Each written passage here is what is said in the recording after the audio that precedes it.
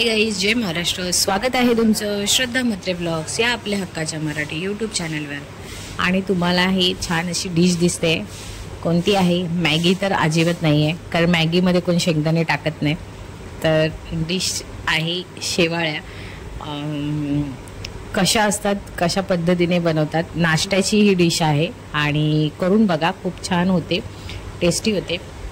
दिसायला जशी मॅगीसारखी वाटते, पण खरं सांगते ही मॅगी नाही आहे, ही नॉर्मल नाश्त्याची डिश आहे.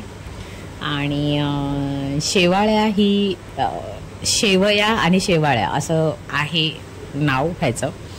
शेवया आपण भाजलेल्या असतात, कच्च्या असतात, त्या पद्धतीच्या आहेत. कशा आहेत ते तुम्हाला दाखवेनच. आणि सातारा साईडला ह्याला शेवाळ्या बोलतात आणि मी शेवया बोलते.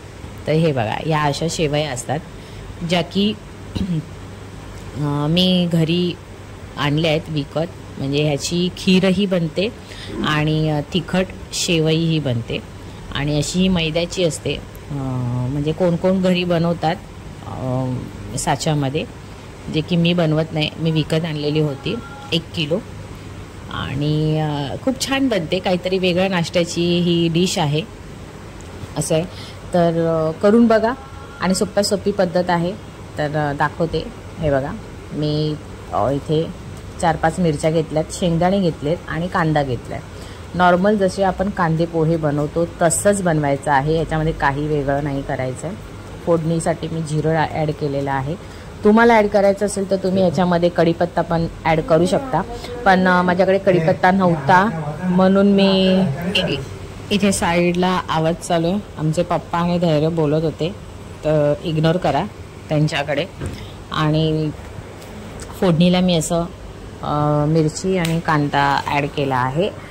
जसं कांदे पोहे बनवतो तशीच ही पद्धत आहे. एकदम सोपी रेसिपी आहे आणि खूप छान होते, टेस्टी. म्हणजे असं वाटतं का ह्याच्यामध्ये फक्त पोह्यासारखं केलं आहे. जर तुम्ही मॅगी मसाला यूज केलात तर सेम टू सेम मॅगी होऊ शकते, बारीक ह्याची शेवयाची. तर आता मी ह्याच्यामध्ये शेंगदाणे ॲड करून परतून घेणार आहे एका साईडला. आणि मी काहीतरी बोलते, धैर्याशी बोलत होती. तर धैर्य बाजूला आलेला होता, धैर्याशी बोलता हे करत होती. आणि ह्याच्यामध्ये ना काय बोलणार मी, मीठ आहे ना हे नंतर ॲड केलं आहे.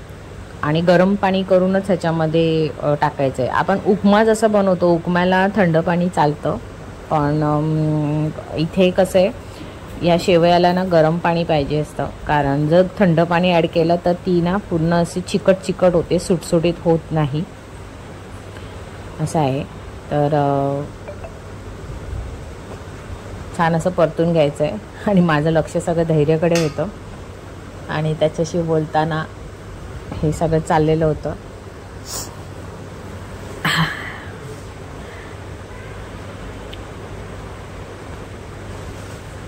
सकाळी ना मी माझी नाश्त्याची रेसिपी बरं चला ही घरी बनवतेच, तर बरं तुमच्याबरोबर शेअर करेन. तिखट शेवया. तर आता ह्याच्यामध्ये मी हळद ॲड करणार आहे. हळद ॲड करून झाल्यानंतर तुम्ही परतवून मीठ आणि साखर पण तुम्ही ॲड करू शकतात, जे की मी टाकलेलं नाही आहे, मी नंतर टाकलेलं आहे. कारण मी कांदे पोहे आणि उपमा करताना जेव्हा हळद टाकते तेव्हाच मीठ असं टाकून घेते, पण या धैर्याच्या बोलण्याच्या नादात मी विसरून गेली आणि मी नंतर ॲड केलं.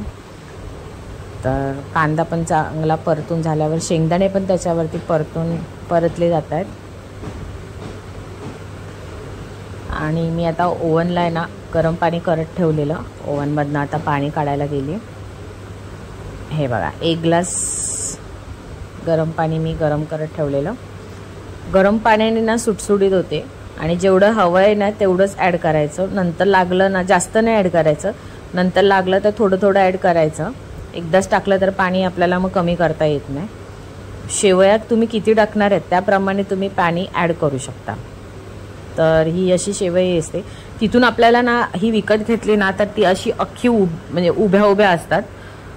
नंतर आपण ना त्यांना तोडून असं चुरा करून असं टाकायचं आहे. अख्ख्या टाकल्या तर त्याचा खाताना मजा नाही येत. ते नूडल्स होणार.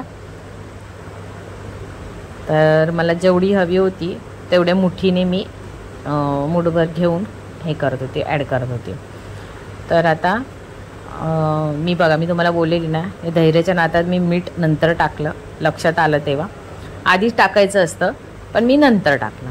आणि थोडीशी चिमूटभर अशी साखर टाकायची, जरा साखरेने जरा छान टेस्ट येते.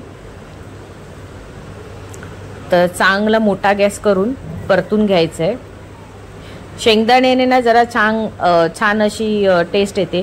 तुम्ही असे अख्खे शेंगदाणे पण ॲड करू शकता किंवा असं जाड जर वाटले तरी तेही ॲड करू शकतात, त्याने पण टेस्ट चांगली येते. तर आता मी ह्याच्यामध्ये जेवढं पाणी टाकलेलं होतं बघा, तेवढ्याच पाण्यामध्ये मी आता ही शिजून घेणार. नंतर मग थोडं पाणी वाटलं मला का घट्टपणा आलेला आहे, तर पुन्हा मी पाणी ॲड करून आता मी झाकण ठेवणार आहे ह्याच्यावरती 10-15 मिनटासाठी, कारण ती शेवई शिजली पाहिजे ना म्हणून. तर आता एक 10-15 मिनटांनी मी झाकण ओपन करून हे बघा पाणी पूर्ण सुकलेलं आहे आणि अजून थोडीशी मला वाटलेली अजून शिजायला पाहिजे, म्हणून मी झाकण ठेवणार आहे. ह्याचं पाणी पूर्ण सुकलेलं आहे. अजून सुकी होण्यासाठी थंड झाली ना की ती एकदम सुटसुटीत होते.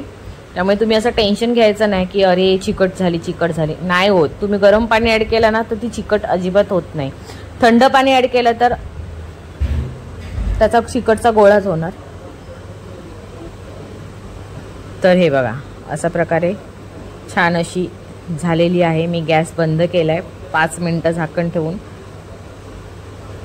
आणि आता वरून आहे ना कोथिंबीर ॲड करायची. ज्यांना कोणाला कोथिंबीर आवडते ते ॲड करू शकता, नाही आवडत तर स्किप केली तरीही चालेल, काही हरकत नाही.